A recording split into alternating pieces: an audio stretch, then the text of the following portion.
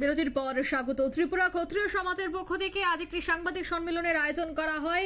24 তারিখ তাদের প্রতিষ্ঠা দিবস। তারই আগে এই সাংবাদিক সম্মেলন বিভিন্ন বিষয় তারা তুলে ধরেন সংবাদ মাধ্যমের মুখোমুখি হয়ে। তবে জানা গেছে যে চতুর্দেবতা দেবদেবীর নাম ককবরকে পরিবর্তনের বিরোধিতা করে, কারণ বিধর্মী দ্বারা চালিত ককবরক ও হুমকু একাধিক বিষয় উঠে এসেছে। সে বিষয়ে কি বলছেন তারা শোনাচ্ছি।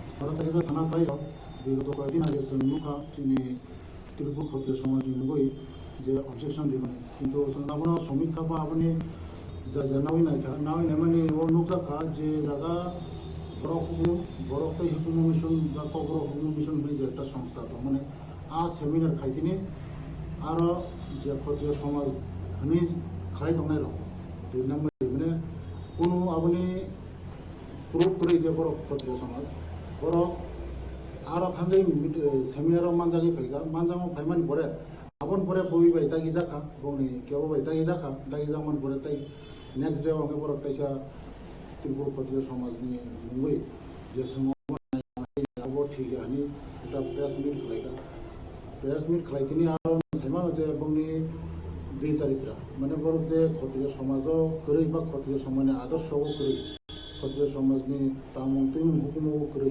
বড় নুকজাগো। আপনারা শুনলেন তাদের বক্তব্য। খয়েরপুর গীতা বিতান কমিউনিটি হলে তাদের এই অনুষ্ঠানের আয়োজন। প্রতিষ্ঠা দিবসকে কেন্দ্র করে ত্রিপুরা ক্ষত্রিয় সমাজের উদ্যোগে এই সাংবাদিক সম্মেলন তাদের। নিয়ে নিচ্ছে ছোট্ট একটি বিজ্ঞাপন বিরতি, সঙ্গে থাকুন।